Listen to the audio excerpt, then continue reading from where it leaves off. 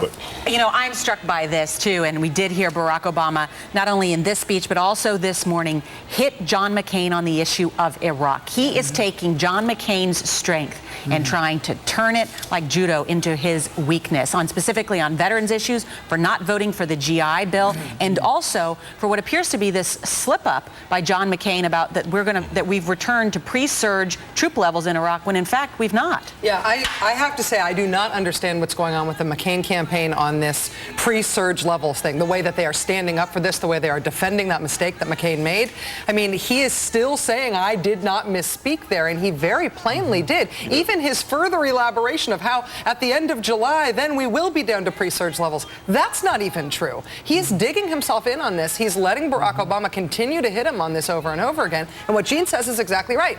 Common wisdom says Republicans win whenever you talk about war and national security. Doesn't feel like it when Obama and McCain get into it now. Why the rush, Rachel? Why the rush? If something happens, what exactly do you have to be? Do you have how not out of the race do you have to be before you can jump back in? I mean, how big a catastrophe does there have to be before we start looking beyond the people who are still technically running for president? But isn't this sort of a silly argument that she has to, if something catastrophic were to happen, that she has to stay in the race? If something catastrophic were to happen, they would turn to her anyway. She doesn't have to remain in the race in order to do that. They might turn to Al Gore. They might turn to somebody. Here's the thing. We're about to see Hillary Clinton speak in Puerto Rico. I am listening for the word Michigan. If she mentions the word Michigan, then once again, we're in a situation in the pundit world where we are all talking about what makes sense. And the Clinton campaign is talking about something else. Because you're convinced that Harold Ickes laid down that marker yesterday because he means it, that it's not an empty threat, that it's a pathway to a fight at the convention. What is ringing in my head right now is this morning when Tim Russert asked Harold Ickes,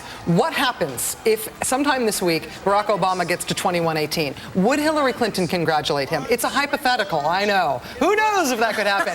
But if it happened, would she congratulate him? And he said, we don't believe it'll happen. We don't believe it'll happen. We don't believe it'll happen. He wouldn't even say. What else could he possibly say? If they two more contests coming up, if they acknowledge that there is when people getting ready to vote, you can't appear like a loser before people are about to vote in Montana. But something has changed since yesterday. Yesterday we got a new magic number. Before yesterday, they didn't even agree on what the number of delegates a candidate would have to reach was in order to clinch the nomination. Now they agree. You would think they could agree in principle that whoever gets that number wins. They don't agree. All right, check her tone of voice when she mentions Michigan. Yes. Does she feel hurt or wounded? She's been robbed.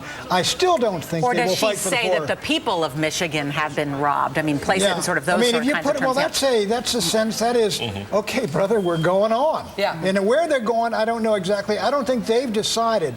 But if you see Michigan brought up, I think it means we're not getting out on Wednesday. Well, no, but I think you will hear Michigan brought up, though, because there are two contests left on Tuesday, and I think that in the interest of keeping the team, fired up and ready to go for the contest on Tuesday, I think you definitely hear about Michigan. They say we were shafted there, and they stole delegates from us. They gave delegates to him. He didn't get a vote.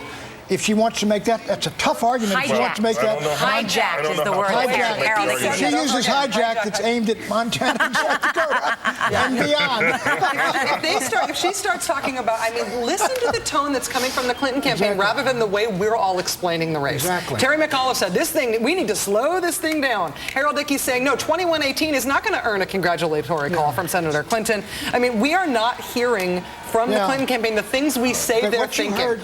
That's why this next speech is important. McAuliffe's arguments, and I thought they were very powerful. Again, I don't think they could convince the superdelegates, but they're very powerful and persuasive about all the money he's spending. He keeps losing. She's winning all these things. She's stronger candidate at the polls in Pennsylvania. If I were a superdelegate, I would sit there and listen to this, and it's a powerful argument. She may be able to get some superdelegates to hold. I don't think she's going to say they're going to come with her, but they may say, maybe we better hold on here a little bit. He's going to go over the top. She has finished strong. She has finished strong, and she makes that point. But Rachel, what are the states that we have been finishing with? South Dakota, Montana, Puerto Rico, Kentucky, West Virginia. Are these the kind of states that they're going to make? Pennsylvania, Ohio, that is Texas. true. I think one thing that I think is important, and Gene, in a second, just very briefly before we go, but I think that it matters that Puerto Rico had low turnout today.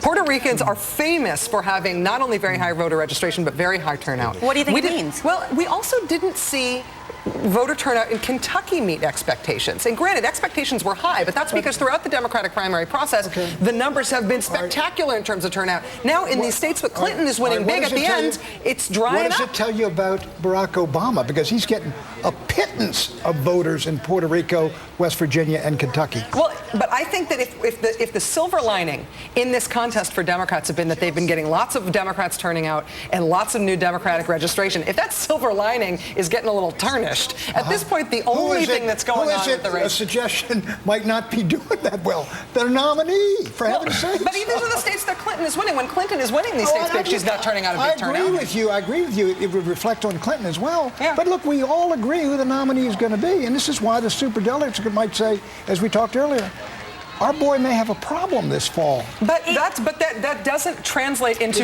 we'd rather have Hillary Clinton. I mean, that's their only choice, though. But what you're saying, Pat, is a great Pat Buchanan argument, which is, Democratic nominees aren't that great. What about the argument? Superdelegates have to pick one, and why would they pick Clinton? My argument is they got to lay down hand here in November, and if I were a superdelegate, I would say, look, we may just blow the easiest shot we've ever had. But and it sounds Obama like Pat really wants to be a superdelegate. Yeah, I think that Pat, you signed. He's saying that if I were a superdelegate. I've been with Hillary a long time. Sign here, Pat.